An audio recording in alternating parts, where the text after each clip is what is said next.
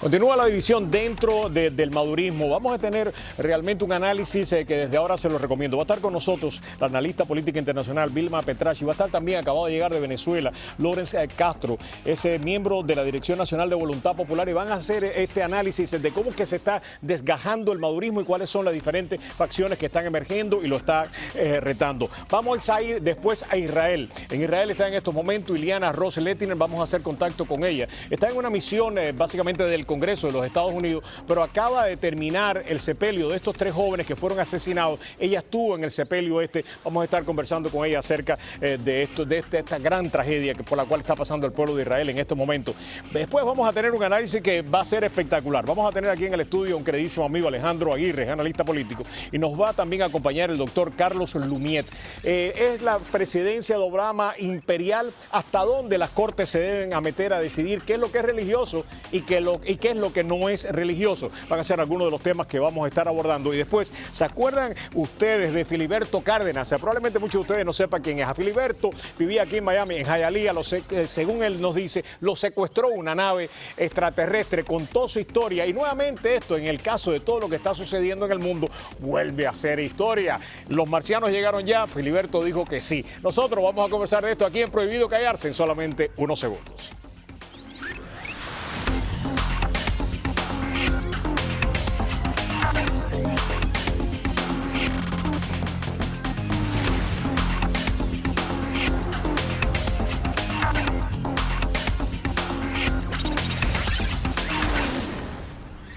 Ok, regresamos acá. Muy buenas tardes, tengan todos. Bienvenidos. Yo soy Roberto Rodríguez Tejera. Comenzamos con Venezuela. Una de las manifestaciones de que de alguna manera el madurismo se está agotando son las divisiones dentro del mismo, de los mismos herederos del chavismo. Hay quienes siguen defendiendo pues la visión del comandante. Hay otros que están básicamente alineados con Maduro, pero no son las únicas dos tendencias. Precisamente hoy queremos abordar estos temas y lo hacemos, como ya le decíamos al principio, con 2 personas que conocen profundamente el tema. Nos acompaña, que acaba de llegar directamente de Venezuela, Lorenz Castro. Lorenz, gracias por acompañarnos. Es miembro de la Dirección Nacional de Voluntad Popular. Y tenemos con nosotros a una queridísima colega, periodista, analista de política internacional, Vilma Petracci. A los dos, bienvenidos. Gracias por acompañarnos. Vilma, ¿por qué nos pones en contexto para nosotros lo que nos manejamos la situación de una manera tan particular como ustedes? Mira, es que, Roberto, yo creo que lo que está pasando es que el chavismo se está deslindando del madurismo. Nosotros hasta ahora hemos tratado, yo he descrito públicamente al madurismo como la etapa represiva y tal vez deteriorada, degradada del chavismo, pero esto es una muestra de que realmente ya están pasando a otro estadio. Porque los que se están deslindando son, por ejemplo, los del Grupo Garibaldi. El Grupo Garibaldi era un grupo de ideólogos, donde estaba el profesor Giordani como gran jefe, de profesores de la UCB que acompañaron a Chávez para hacer ese proyecto de transición al socialismo. Y por supuesto para armar todo este aparataje, toda esta serie de políticas públicas que llevarían al proceso de transición socialista. Hoy por hoy, cuando tú ves, por ejemplo, que no solamente Giordani se separa abiertamente en una carta pública donde prácticamente dice que se deslinda de la corrupción del madurismo, salen otras figuras, desde la señora Osorio, que fue ministra de Salud, Rafael Licea, que hoy está en los Estados Unidos aparentemente detenido por razones de corrupción también, pero también que perteneció de alguna manera o que estaba cercano, por lo menos ideológicamente, al profesor Giordani. Hay una serie de personas que empiezan a marcar distancia de lo que ellos consideran que es el casamiento descarado del madurismo con la corrupción y con el castrismo. Porque yo sí creo que ahorita se está evidenciando que también Chávez, tal vez que no hay chavismo sin Chávez, eso es importante decirlo, pero por otra parte que Chávez era como el pegamento que mantenía esa colcha de retazos unida. Estoy hablando de que habían 3 tendencias.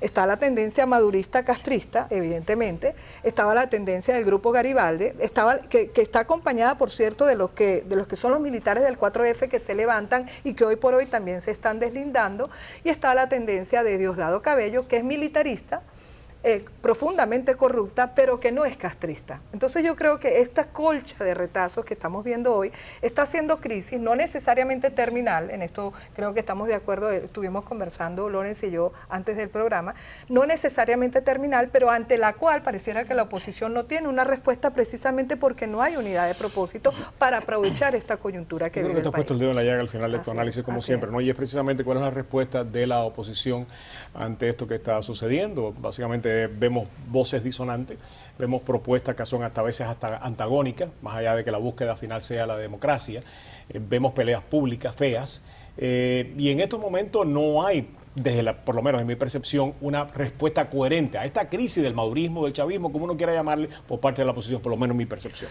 Bueno, nosotros como organización política, como Voluntad Popular, que participamos dentro de la unidad y dentro de los factores democráticos, hemos venido haciendo planteamientos a la sociedad y planteamientos políticos. Allí, desde el año pasado, nosotros a lo interno de la Mesa de la Unidad veníamos diciendo que no era adecuado seguir acompañando, digamos, pegándose al discurso del chavismo o tratar de parecerse al chavismo, que eso no era lógico, que eso no tenía ningún tipo de sentido en la política, que de hecho lo adecuado era confrontar y develar todo lo que ellos estaban haciendo sin importar que en algún momento fuera o no fuera popular, porque no era un tema electoral per se, sino que era una lucha política de visiones de país. Nosotros vimos la crisis, Voluntad Popular vimos la crisis, cómo terminó el año pasado, con desabastecimiento, con una inflación del 56%, con 25.000 asesinados por el AMPA, con alta cifra de desempleo. ¿Y qué es lo que sucede en un país en esas condiciones? Que evidentemente en el primer trimestre viene un colapso social, y eso nosotros lo teníamos bien claro.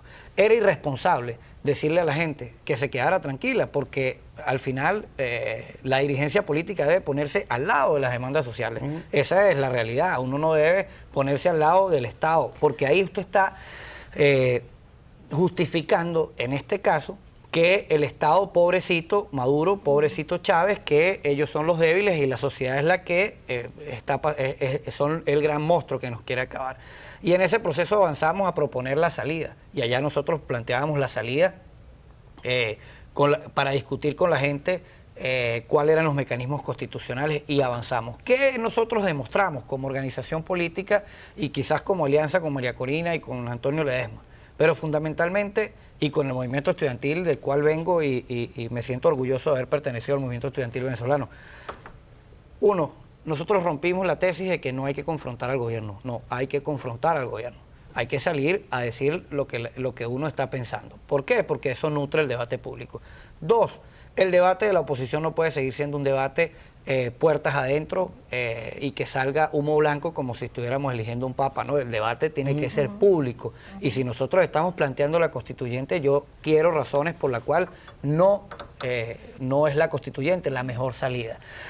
De aquí que esto hizo que el gobierno nacional, el gobierno de Nicolás Maduro, arremetiera contra nuestra organización política. Y bueno, está la mitad de la dirección nacional del partido, unos presos, otros exiliados, otros perseguidos, otros señalados. La discusión política en Venezuela... ¿De dónde estamos ahora? Perdón, ¿dónde estamos ahora ante esta crisis que se está desatando? ¿Dónde está no solamente Voluntad Popular? Porque Voluntad Popular es un pedazo importantísimo que tocaba señalar de la oposición, pero no es el único representante de la oposición en estos momentos que tiene diferentes caras. La cuestión, ¿dónde estamos ante esta crisis que estaba señalando de manera tan clara? En este momento es bien preocupante el escenario, porque ante la crisis del chavismo, entre la crisis del PSUV y la crisis que hay dentro de la oposición, que yo más que crisis lo veo es como que, bueno, no se termina de discutir lo que se tiene que discutir. Hay un peligro latente, y más porque somos un pueblo latinoamericano, y el peligro latente es que ante una sociedad que no tiene control puede salir cualquier escenario de militar o cualquier escenario que no queramos. Pero es que yo creo que tú lo estás identificando muy bien. Mira, Roberto, nosotros estamos en un escenario, yo diría que el peor de todos, porque estamos ante el desmantelamiento de la República. Hoy por hoy el monopolio legítimo de la violencia, que es un elemento identitario, identificatorio del Estado, está roto. Y creo que lo veníamos comentando precisamente que, por ejemplo, el Estado Táchira no fue tomado ni siquiera por las Fuerzas Armadas, digamos, o institucionales. Fue tomado por grupos paramilitares, ¿okay? Que eran los que hacían la represión más que la Guardia Nacional, que son los grupos estos llamados, algunos le dicen, no le llames así, pero sí le llaman colectivos, aunque eso tenga otra connotación buena y positiva. La mala es la que se ha prevalecido, o por ejemplo las unidades de batalla Hugo Chávez, o sea, una serie de grupos paramilitares que hoy por hoy son los que están detentando violencia, generando violencia, con la particularidad, Roberto, que estamos transitando hacia el escenario de la anarquización de esa violencia, porque en la medida que se rompa el monopolio legítimo del Estado, que ya el gobierno no pueda ni siquiera asegurar la seguridad de los hospitales. ¿Pero qué tienen que hacer los partidos políticos? Mira, el tema, bueno, primero yo creo que hay partidos que están claros en la línea. Yo creo que la idea de la salida es más que salida, es frente al desastre nacional, donde no hay gobernabilidad, donde, por cierto, estamos transitando hacia el escenario más terrible, que es el de un Estado fallido. Yo creo que la única salida es buscar la salida de este gobierno. O sea, no creo que pueda haber otra en estas condiciones. ¿Cómo ustedes van a articular esto? O sea, ¿y cómo de alguna manera hay alguna propuesta, hay algún plan para sentarse a conversar? Es decir, vamos a tratar de ver cómo logramos, o sea, lidiar con nuestras diferencias, que son claras y son evidentes, para tratar de presentar un frente común. Una de las cosas que nosotros hemos determinado y nos hemos dado cuenta es que ciertamente nos sentamos en la mesa de la unidad y con los factores políticos, pero las cosas hay que irlas a discutir con la gente. Y estamos haciendo asamblea y estamos hablando con la gente en función de la constituyente. Ahora, la constituyente per se, porque no, hay que cambiar, nos cansamos del modelo, no es que el modelo ya falló. Y prueba de esto es sencillo, mire, el Poder Judicial no sirve. 92% de los delitos en mi país, en Venezuela, y duele decirlo, 92% de los delitos quedan impunes. Si usted va al Poder Legislativo, ahí no se hacen leyes, porque la mayoría chavista aprueba que sean leyes habilitantes. Si va al Poder Ejecutivo, es un poder corrupto, es un poder que es ineficiente, es un poder que no sirve. Si usted va al Poder Moral, pues allí no hay moral. De hecho, todavía no hay contralor, todavía la defensora del pueblo... Esto pasa primero, para entenderlo, por la renuncia de Chávez, una convocatoria precisamente a través de una constituyente en la que puedan participar de manera libre y democrática todas las partes, y una vez que se establezcan las reglas del juego, con esa regla del juego ir a elecciones. ¿Eso sería lo que ustedes están planteando? Nosotros estamos planteando eso, pero profundamente discutir con la gente cómo es la forma como queremos vivir. Porque esto ya no sirve. O sea, mañana hay una elección, renuncia Maduro y llaman a una elección y gana la oposición. Es imposible gobernar. O sea, no basta. Muchísimas gracias, de verdad que un verdadero placer. Ojalá que podamos tenerte nuevamente en el programa. Yo creo que es una conversación más que necesaria, ¿no? Porque en muchas ocasiones cuando preguntábamos esto, la respuesta era, estas son realidades de la oposición y esto no es nada. Si esto era un problema hace 6 meses, sigue siendo un problema. Ojalá que, gracias que se está discutiendo con la seriedad que ustedes lo están haciendo. Gracias, Vilma, un verdadero siempre un placer y un honor tenerte en el programa. Regresamos. Ileana Ros Letina, le decíamos que está en Israel. Vamos a hacer contacto con ella solamente unos segundos. Acaba de terminar el sepelio de estos 3 jóvenes asesinados por estos terroristas. Ileana está viendo esto de primera mano y nos va a contar qué es lo que está pasando en Israel y las consecuencias de este asesinato para toda la región y sobre todo cómo va a reaccionar Estados Unidos, el Congreso de Estados Unidos, ante este asesinato. Vamos a publicidad y regresamos con Ileana Ros Letina directamente desde Israel.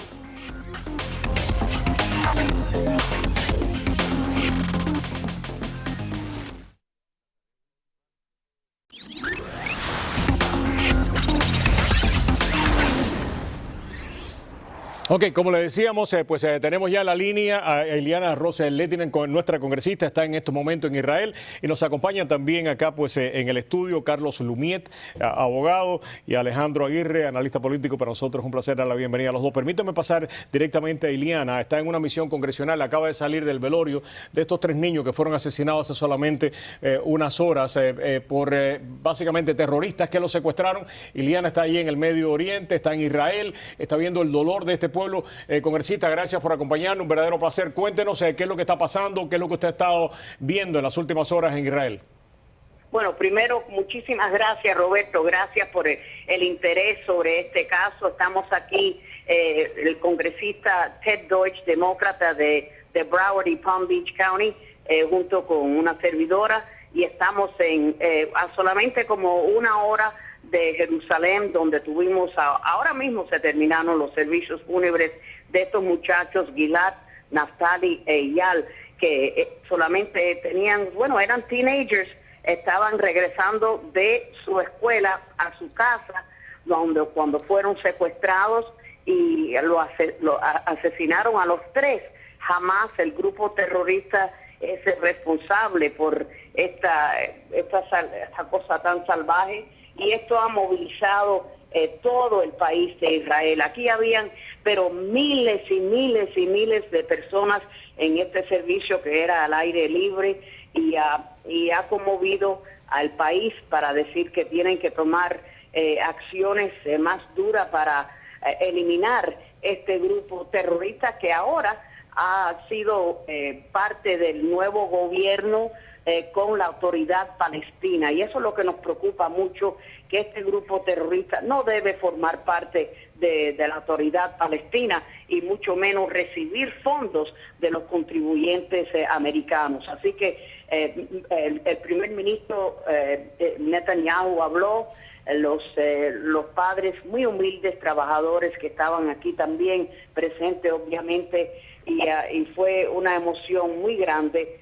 Somos aliados del Estado de Israel y sabemos que estos actos terroristas merecen una respuesta, pero después el mundo va a culpar a Israel por la acción que ellos han tomado. Claro, congresista, sin lugar a duda el compromiso de usted con Israel es innegable y lo ha demostrado a través de los años, pero cara a lo que ha sucedido, ¿viene usted con una agenda legislativa diferente a la que ha tenido hasta ahora? O sea, ¿piensa usted hacer algún planteamiento? ¿Piensa usted presentar alguna ley para abordar algunos de los retos que usted acaba de mencionar?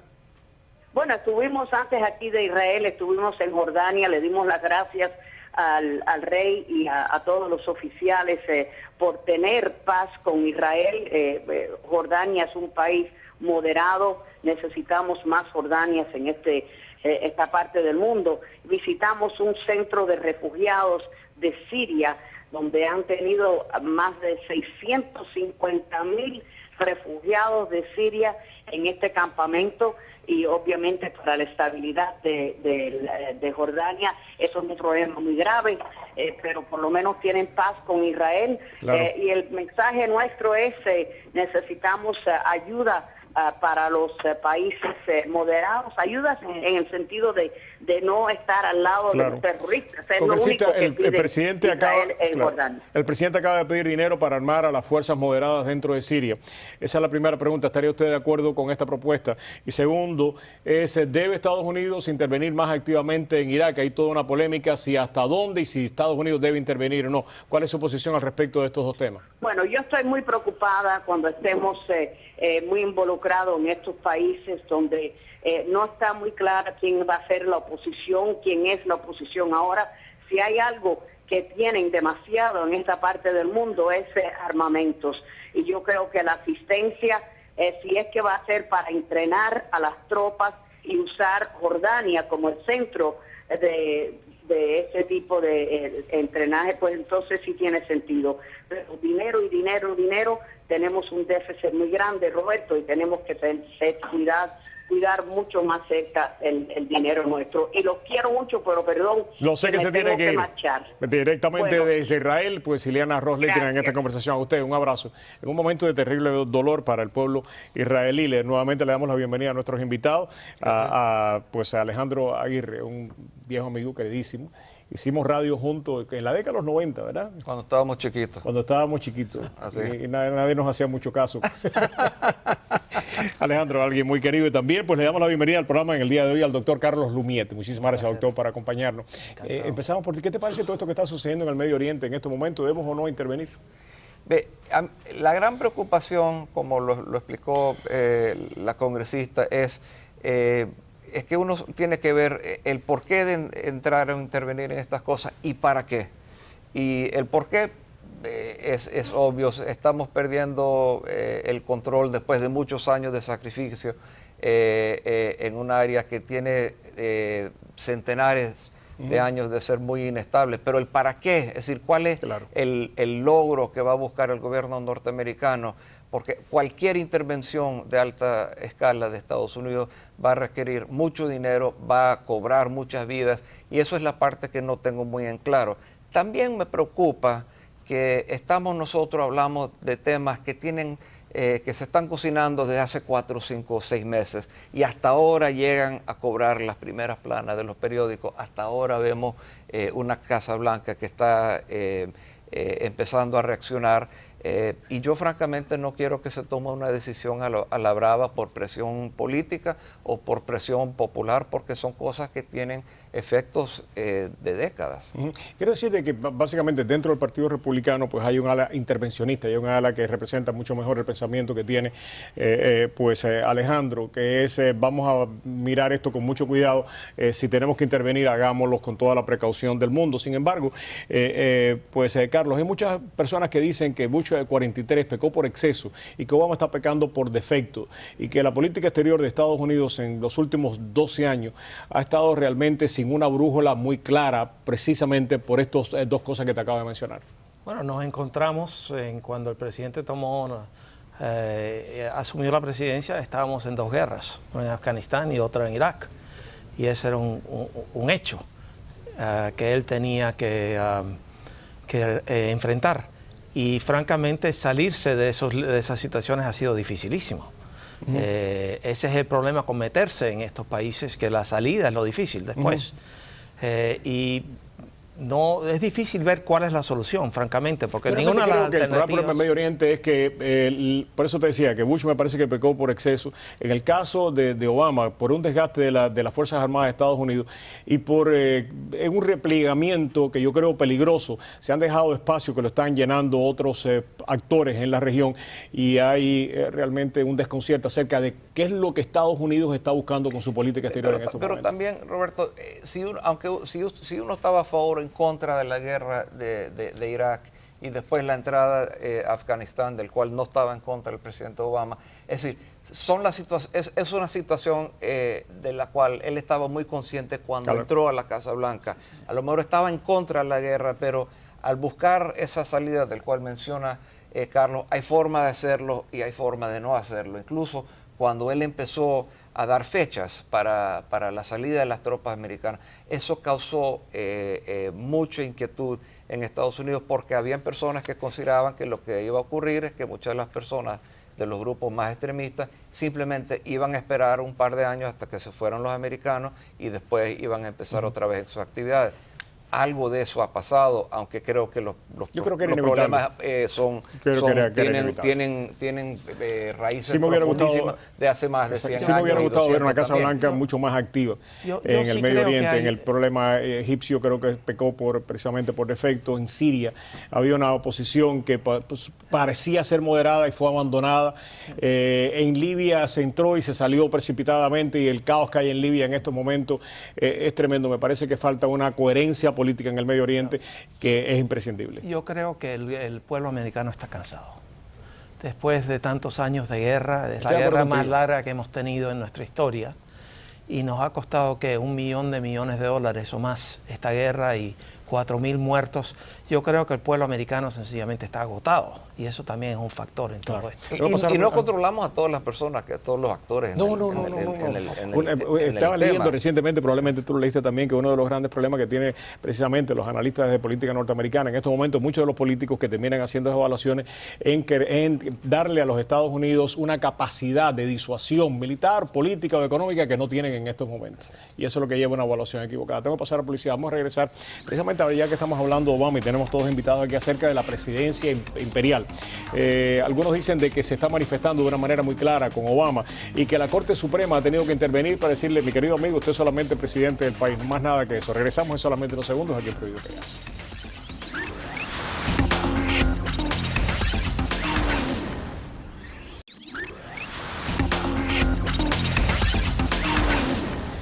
A ver, ¿presidencia imperial o no, mi querido Carlos Lumieta? Algunos que dicen de que el presidente se le ha ido la presidencia a la cabeza. Bueno, yo no creo que sea un presidente imperial, porque yo creo que el sistema no lo permite. Ajá. Pero yo sí creo que, en vista de la polarización que existe en Washington y que por la razón que sea es imposible lograr compromiso y cooperación entre los dos partidos, que el presidente está diciendo más y más: bueno, yo voy a tener que actuar por mi propia cuenta, porque si no, no pasa nada. Y de ahí viene la sugerencia de que es una presidencia imperial, porque está tratando de actuar. Pero lo es. No es posible una presidencia imperial. En realidad, nuestro sistema tiene demasiados controles. Y la Corte Suprema diciéndole al presidente: usted ha estado tomando una serie de decisiones que no le corresponden a ustedes como presidente tomarlas. Bueno, a la que te refieres, yo creo, es la de... Son tres. Las más recientes son tres. Sí, pero la que más se presta a esa interpretación fue la de cuando se suspenden las sesiones del Senado, que él estaba nombrando a personas a puestos que normalmente tomarían el consentimiento del Senado. Él llegó a un punto donde creo que con 3 días de receso era bastante para que él nombrara a alguien. Estaba desesperado por nombrar a alguien. Aunque históricamente muchos presidentes lo han hecho, nadie lo ha reducido a ese periodo de tiempo tan corto. Ahora lo que ha pasado es que la Corte le dijo, no, por lo menos 10 días para que haya una suspensión del Senado para que sea constitucional. Los que llevan la cuenta de estas cosas, Alejandro, dicen que por decreto Bush le gana a Obama por largo rato, que todavía la presidencia de Obama no ha terminado, pero que todavía Bush le lleva ventaja en la emisión de decretos, y que algunos republicanos, cuando señalan de la manera que ha estado gobernando Obama en los últimos años, se olvidan de cómo gobernó Bush en sus 8 años en la presidencia. Totalmente de acuerdo, y no solamente eso, también tiene que ver un poco la batalla que existe, no solamente entre republicanos y demócratas, sino también dentro del partido de republicanos que está luchando por su propia identidad. Es decir, yo no soy de las personas que le resta respeto a las personas que pertenecen al Tea Party. ¿Por qué? Porque cada uno de esos representantes representan votantes que son reales en sus distritos, que están mandando un mensaje al Partido Republicano diciendo nosotros no estamos satisfechos con el liderazgo y hay un problema allí. Pero estos problemas o no problemas, es como lo señaló Carlos, es parte de nuestro sistema de gobierno y no son cosas que se resuelven de un día a otro. Estamos acostumbrados al ciclo de 3 días de noticias. Yo recuerdo, por ejemplo, cuando yo era chavalo, que el presidente Nixon, por un problema de exceso, de escasez de gasolina, ordenó que en todas las carreteras de Estados Unidos solo se podía ir a 55 millas por hora. Él no tenía el derecho a hacerlo. Se hizo. Y después que él dejó de ser presidente, hubo un dictamen de que estableció que ese derecho era estatal. Es decir, son cosas que han pasado a través de la historia. Ahora, este presidente yo creo que sí es, a mi juicio, arrogante en una serie de cosas. Y, por ejemplo, cuando él utilizó el Estado de la Unión para señalarle a la Corte Suprema, que es la Corte que fija las leyes según su interpretación de la Constitución, y señaló hasta casi a dedazo al juez supremo de que él estaba equivocado en un dictamen de la Corte. Es decir, yo creo que eso sí demuestra una actitud de este presidente hacia esa institución.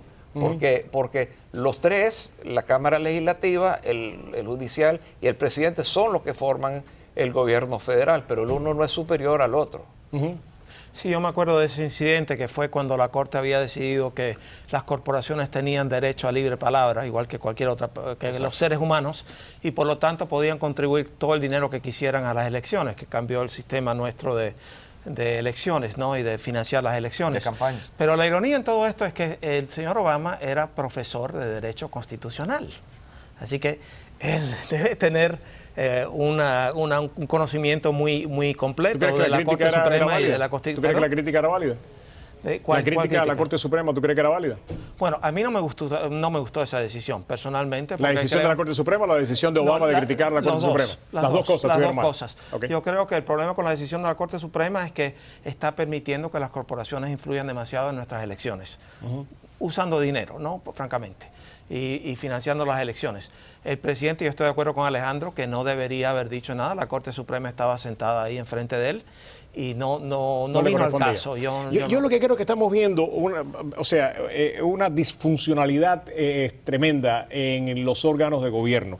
Vi un análisis que hizo precisamente las Fuerzas Armadas de Estados Unidos, evaluando los grandes peligros que tiene el país, y el mayor peligro que tiene el país en estos momentos, más que lo que está sucediendo en Siria o en Corea del Norte, es la polarización política que hay en Washington, que tiene paralizado el país. Y lo que creo que estamos viendo es una Corte Suprema que está asumiendo responsabilidades que no le corresponden del todo, porque no está funcionando bien, sobre todo el sector legislativo, producto de los problemas que hemos mencionado anteriormente. Y lo que estamos viendo con las decisiones que hemos visto en la Corte, en los últimos días, es que la Corte Suprema le está diciendo al sector legislativo lo que tiene que hacer. Porque a mí me parece muy bien esto de los 3 días, los 10 días.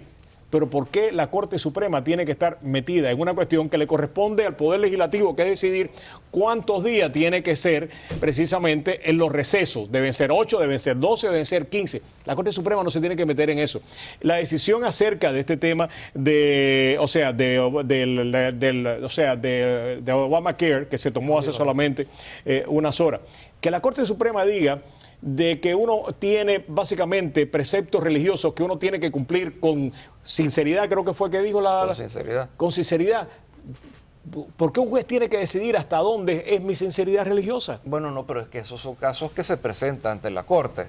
Es decir, y en este caso eran 2 o 3 corporaciones, o mejor dicho, compañías familiares que... Pero a ti como conservador, ¿no te molesta que la Corte tenga que decidir, una Corte tenga que decidir hasta dónde tu religiosidad es válida o no ante el gobierno de los Estados Unidos? No, yo le doy gracias a Dios que existe una Corte que la puede decidir. A mí realmente eso sí me molesta. A mí no, porque el día que cambie esa interpretación, cualquier cosa puede ser política oficial desde el punto de vista religioso.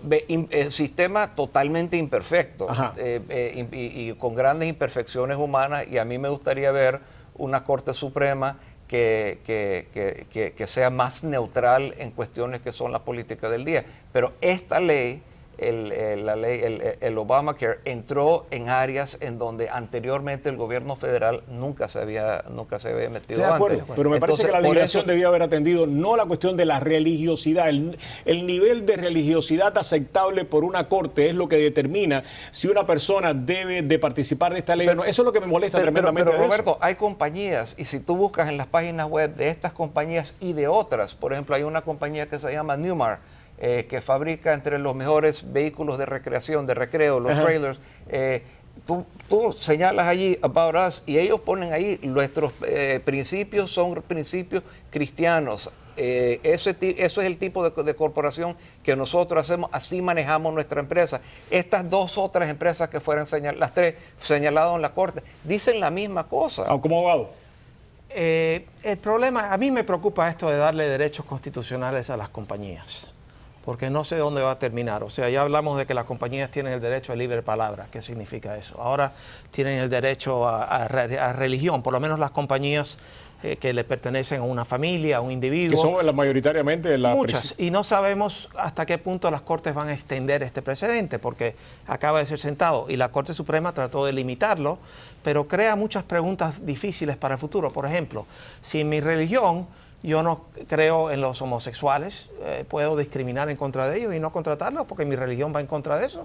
No sé, no sabemos, no sabremos hasta que tengamos el caso que se presente, y que yo preferiría que nunca se presentara, por supuesto, y veremos a dónde lleva. A mí lo que me molesta, y sigo insistiendo en el tema, es el oficialismo dentro de la religión. Que el gobierno decide qué es lo que es religioso o no. Eso es lo que a mí me preocupa tremendamente. Sí, pero es que estamos hablando del aborto. Básicamente estamos hablando del aborto. Pero podemos hablar, pero tú sabes que eso abre la puerta, y tú tienes una mentalidad legal muy seria. Tú sabes que eso abre la puerta. Cuando el gobierno empieza a decir qué es lo que es aceptable religiosamente, y yo voy a decidirlo, y qué es lo que no es aceptable, porque también en ese veredicto dice, los testigos de Jehová no son tan religiosos como los demás. De acuerdo. Hay otras denominaciones religiosas que no están más. Alito, cuando hace la declaración, se mete a identificar qué es lo que es aceptable para él y para Estados Unidos desde el punto de vista oficial como religión, y qué es lo que no es aceptable. A mí me parece que el gobierno de los Estados Unidos no tiene nada que hacer definiendo qué es lo que es aceptable religiosamente. De acuerdo, pero algunas personas, es decir, el tema del aborto tiene una base ética, tiene una base moral, pero también para muchas personas tiene su base en la parte religiosa. Entonces, estas personas decidieron ¿Pero por qué los testigos de Jehová son menos religiosos? Y eso no te lo puedo contestar. Es lo que te quiero decir, ahí es donde realmente a mí me parece de que por eso es que se abre una puerta, a mi juicio, peligrosa. Adelante, Carlos. No, y lo que va a pasar es que en el futuro se van a presentar otros casos y las Cortes van a tener que decir precisamente lo que te estás diciendo. Si esta persona en realidad tiene una verdadera religión, una verdadera convicción religiosa, y hasta qué extento. Y si es sincero o no, ¿cómo se puede meter en mi sinceridad religiosa a la Corte? Vamos a tener que pasar por ese proceso, porque como la Corte Suprema estaba tratando de de limitar su decisión, pues no sabemos el alcance que va a tener, francamente. ¿Qué repercusiones puede tener esto? Bueno, tú has visto las positivas y se lo ha dado yo creo, pero abre también una gama de posibilidades. ¿Alguna de ellas te preocupa? No, claro, hace mucho, incluso que las corporaciones grandes, las corporaciones públicas van a tratar de buscar que se les aplique, hasta por razones económicas, el mismo tratamiento de ellos. Pero vuelvo a lo que dije antes, es decir, anteriormente una de las compañías, por ejemplo, que fue el de Hobby Lobby, sí le ofrecía a sus empleados anticonceptivos y cosas por el estilo, pero donde no querían tener nada que ver con los fondos de su corporación era cualquier actividad anticonceptiva que según ellos terminaba con una vida. Políticamente, ¿qué consecuencias va a tener esto para los demócratas, si alguna, y para los republicanos? Yo creo que la posible consecuencia más interesante es que esto puede movilizar a las mujeres en este país, sobre todo a las mujeres jóvenes, que en las últimas elecciones los demócratas se llevaron el 55% del voto femenino, que es más grande que el voto masculino en este país. Yo creo que... el voto de las mujeres solteras fue abismal la diferencia, creo que fue como 30, 35 Así es, puntos. y yo creo que van a tratar, algunas organizaciones van a tratar de movilizar a las mujeres usando este caso para las elecciones del otoño. Para los republicanos, ¿esto puede ser desde el punto de vista político perjudicial o va a terminar siendo positivo? ¿Va también a tratar de movilizar su base con esto? Yo creo que el problema de los republicanos es un problema más a largo plazo. Yo creo que ahorita los republicanos todavía están en buena posición de recuperar algunos escaños, pero creo que el tema de cómo se van a definir ellos como partido no es algo que se va a decidir en este año. Estoy de acuerdo contigo, me encantaría seguir esta discusión porque es realmente interesante. Creo que el Partido Republicano como propuesta ideológica, doctrinal, es indispensable para la vida de este país. Y me parece que su decisión en este momento tiene que terminar por resolverse, más allá de las cuestiones populistas o electoralistas. Me parece que es mucho más serio. Muchísimas gracias Alejandro, muchísimas gracias Carlos, un verdadero placer y un honor tenerlos acá. Tenemos que pasar a publicidad, pero antes le damos la bienvenida a la doctora Mary Reyes. Doctora, adelante. Gracias, Roberto. Hola, yo soy Mary Reyes, abogada de bancarrota, y esta noche voy a hablar con ustedes sobre la ley de bancarrota y cómo te puede ayudar. Recuérdese que sí, la ley de bancarrota puede cancelar tarjetas de crédito, cuentas médicas, deudas de una tienda, pero también puede cancelar y ayudarte con hipotecas. Cuando una segunda hipoteca se debe más de lo que vale la casa, se puede cancelar esa segunda hipoteca. Y yo sé que aquí en la sur de la Florida hay muchos problemas con los préstamos de la casa y hay muchas demandas, hay muchos foreclosures. La ley de bancarrota te da el chance de poner esa demanda en pausa para que usted pueda llegar a un acuerdo con ese banco bajo las leyes que están permitidas bajo el programa de LMM. Ayúdate y llámame hoy al 305-476-1900. Yo soy una abogada de bancarrota, mi primera consulta es gratis. Voy a sentar con usted personalmente y hablar de los detalles de su vida, qué cosas se pueden cambiar y qué cosas no se pueden cambiar. La ley de bancarrota está ahí para ayudarlos. No se sienten que no hay ayuda porque sí lo hay. Uno tiene que utilizar la ley a su beneficio. Y estoy aquí yo para guiarte sobre esas leyes. Yo me llamo Mary Reyes y soy abogada de bancarrota y yo quiero ayudarlos. Siéntese conmigo en mi oficina con esa primera consulta gratis y vamos a hablar de los detalles. Cada persona es diferente, cada casa es diferente, cada caso es diferente y no se va a saber exactamente qué usted puede hacer si no nos sentamos y hablamos de los detalles de usted. Yo soy Mary Reyes, abogada de bancarrota. Llámanos hoy al 305-476-1900. Gracias.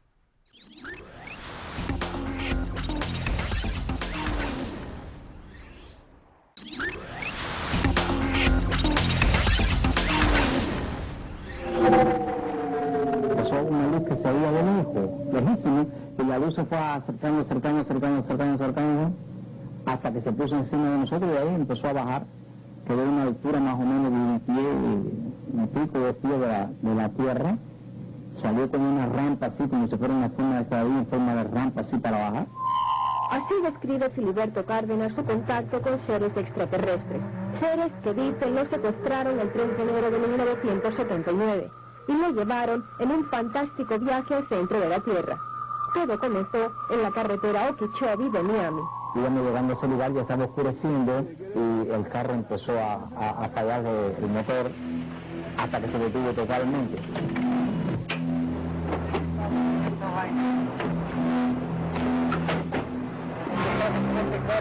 Se dirige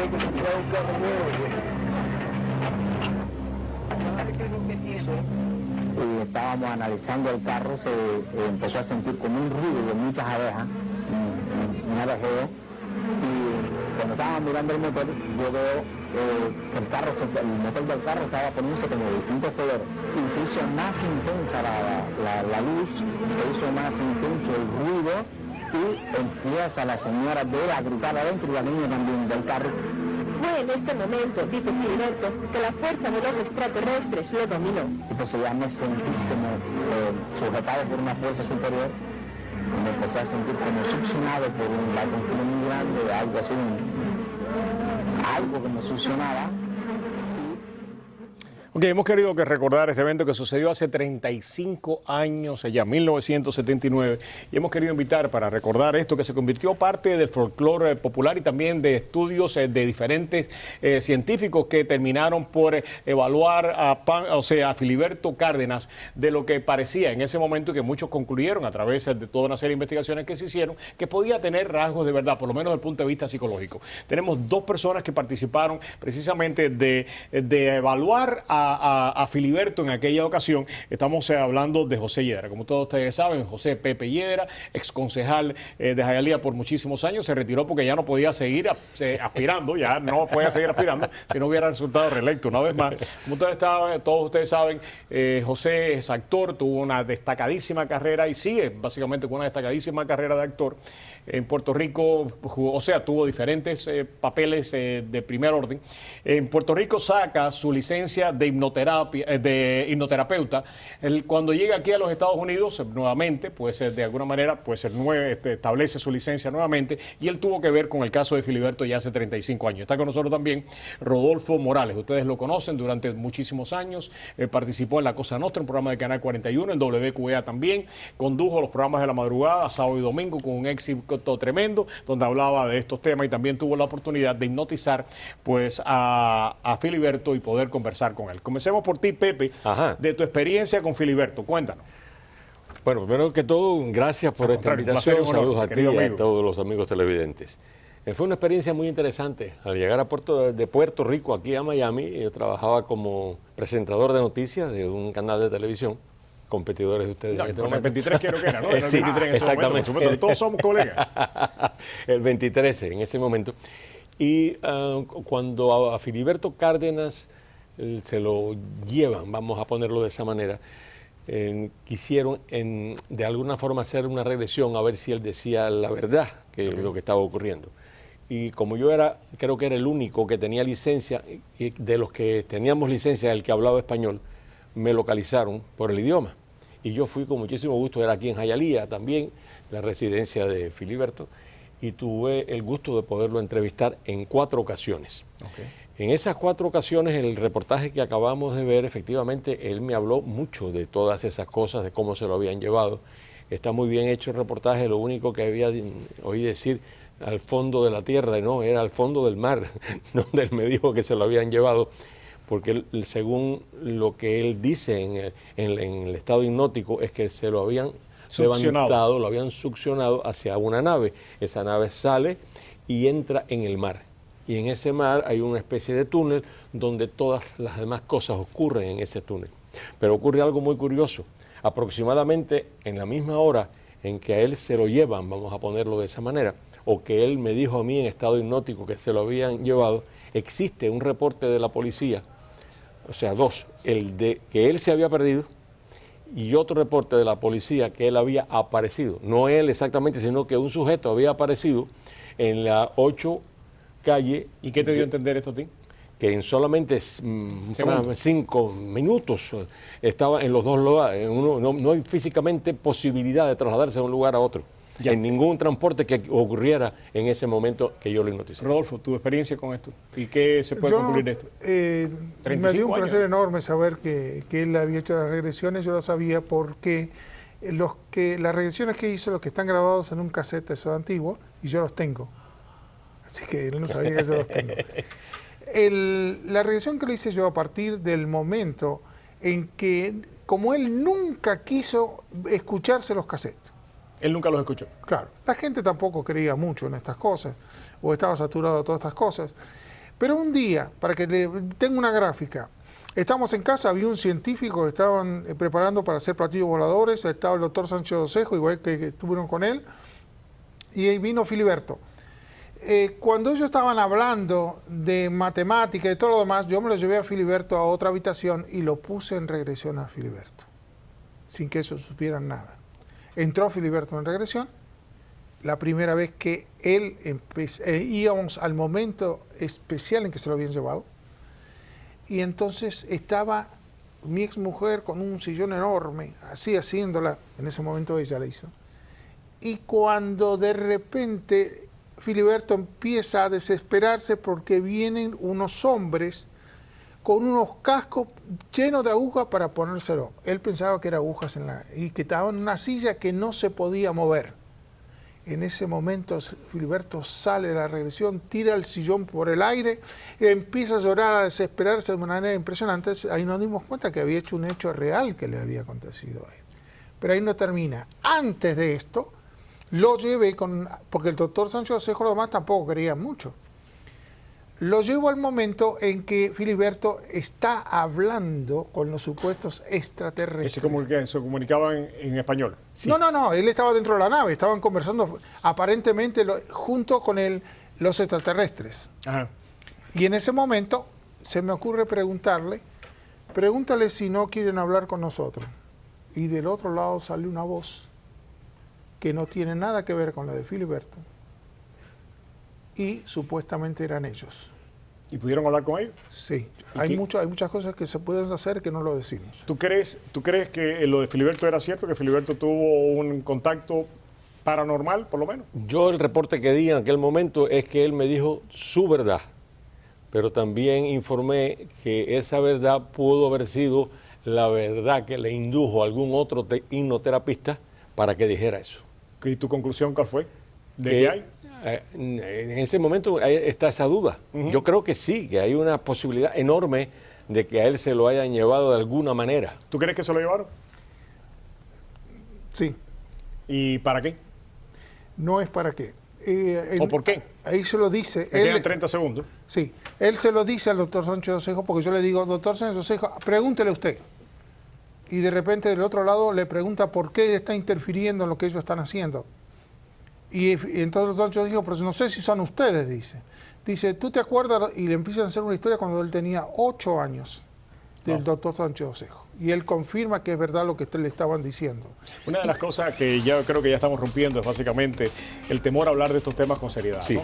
Durante muchos años, pues hablar de esto era un poco folclórico, sí, era motivo de burla, era motivo de ese está medio loco. Y yo creo que, empezar a hablar de estos temas, más allá de que usted crea en vida extraterrestre o no crea en vida extraterrestre, empezar a hablar con seriedad me parece que es importante, porque es muy difícil imaginarse un universo donde no haya vida, quizás no como nosotros nos las imaginamos, a imagen y semejanza nuestra, pero yo creo que hay evidencia de que hay vida probablemente en innumerables lugares del planeta, o sea, a nivel microbiótico o a nivel a otros niveles, no lo sabemos, pero es importante empezar a discutir esto y sin lugar a duda el aporte de ustedes dos en el día de hoy, que esperamos que continúe. Por supuesto. ¿Vuelves a la política? Mira, esa es una posibilidad que nunca yo he rechazado, porque es un derecho. Claro que sí. Pero sin embargo me está yendo tan bien en el mundo de actor nuevamente. Nunca te fue mal, mi querido amigo. Es verdad, gracias a Dios nunca me ha ido mal. Bueno. Muchas gracias, Pepe. Muchísimas gracias. Tienen que regresar, por supuesto que sí. A nosotros se nos acaba el tiempo en el día de hoy y le prometemos que vamos a abordar este tema nuevamente. Vamos a hablar de Filiberto, pero regresamos con más aquí en Prohibido Callarse.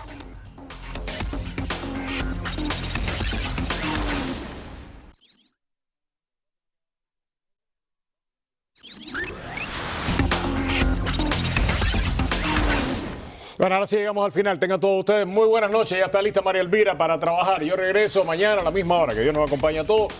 María Julia, buenas noches. Gracias a todos.